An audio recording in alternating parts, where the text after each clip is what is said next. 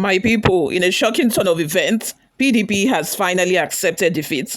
Wike, the FCT minister Yosom Wike, has finally won. It's so funny because I did not expect PDP to do this U-turn. It's like a 360 from saying that they are putting their support and they are throwing their weight behind Sunday Udeh-Okoye to now deciding to go with Ayaun.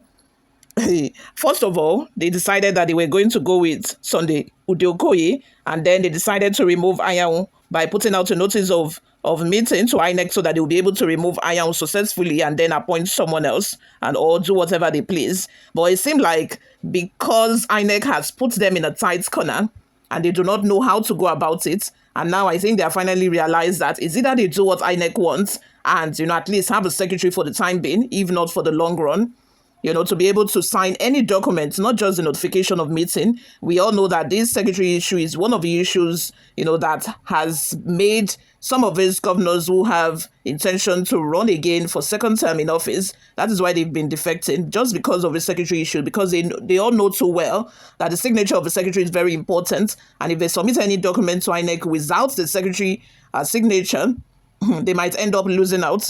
They might be at the receiving end of all of this crisis if care is not taken. So now PDP has done a U-turn and it will surprise you guys. Before we go into the details of today's news, if this is your first time here, you have not subscribed to this channel, what are you doing? Please go ahead and subscribe, hit the like button. Also, leave your opinions in the comment section below. Without further ado, let's delve right into the details of today's news. The People's Democratic Party, PDP, has reinstated Samuel Ayaun to his position as National Secretary. At a press briefing on Wednesday, Ambassador Iliya Damagum, the acting national chairman of the party, made the announcement. Damagum, alongside Bauchi State Governor Bala Mohammed, former Senate President Bukola Saraki, and other key stakeholders, said the decision to reinstate Ayaun into the National Working Committee, NWC, was challenging, but ultimately accepted by a majority of party members, led by the party's organs. He also announced the cancellation of a planned NEC meeting, saying we will have an expanded caucus. At the next caucus, we will take a decision leading to proper NEC. Ayaun is resuming as the National Secretary. That is why I said it was a critical decision. Like INEC said, they don't have our notice. So what we will have on June 30th is an extended caucus. Details will be available to you guys shortly.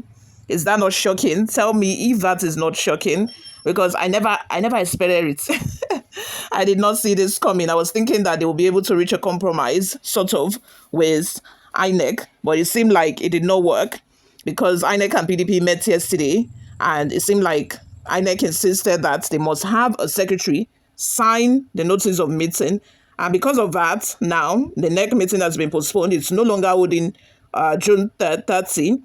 What they are going to be having by June 30 is a caucus meeting and not a NEC meeting as scheduled before. I think, and I also think that the reason why this NEC meeting is now being postponed is because INEC, told them that you need to give us 30-day notice.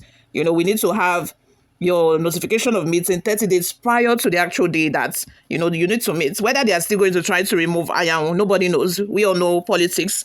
They usually have meeting after meeting. It's either some people are privy, but I think if they want to do it, by scope, because now INEC has pushed them in a corner and they know that without Ayaun's signature, there is no way they can, converge to have this NEC meeting and invite INEC to witness Ayaun's official removal.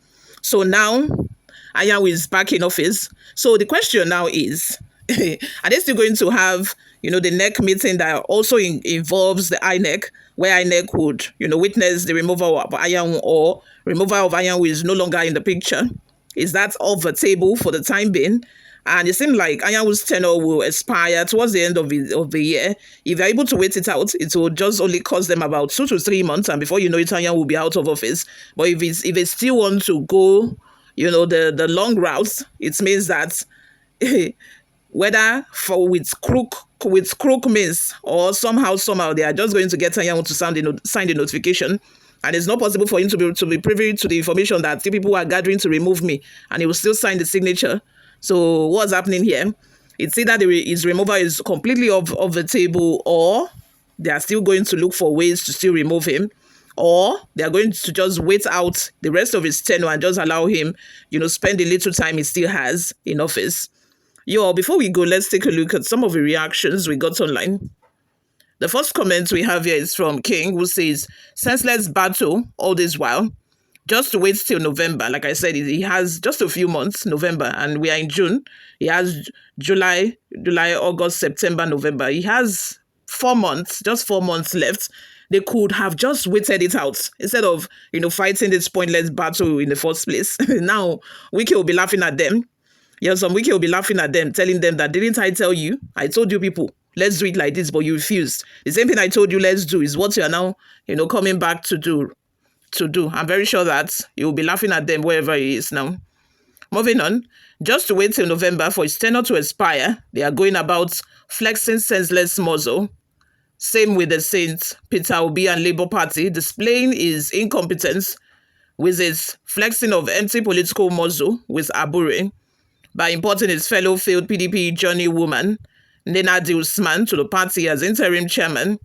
Instead of the opposition to get serious and fortify PDP as the only big and major opposition party that can defeat APC come 2027, they are busy flexing empty political muscles and going about forming ADA, which has shown to be the amalgamation of failed APDP, LP, NMPP members. How many political parties is this? And bunch of some of the same failed politicians. Moving on, Wallach says, and Wike won at the end. Wike was right after all. You see? So Wike was right after all. The same thing Wike said, let's do, is the same thing they are now coming back to do.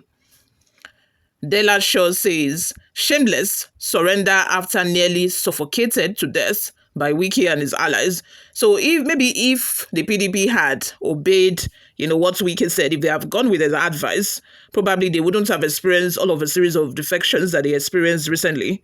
Probably all of those people that they are defected would have still been in the party till now.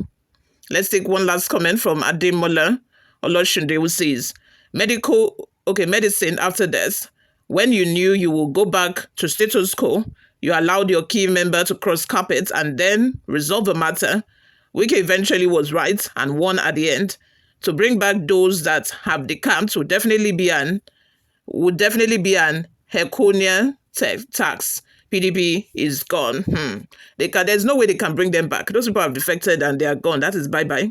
They should just work on, developing the party and bringing the party to the level that it was before. You all, let's have your thoughts and your opinions in the comment section. Thank you very much for always listening and watching. I will see you all in my next video. Bye for now.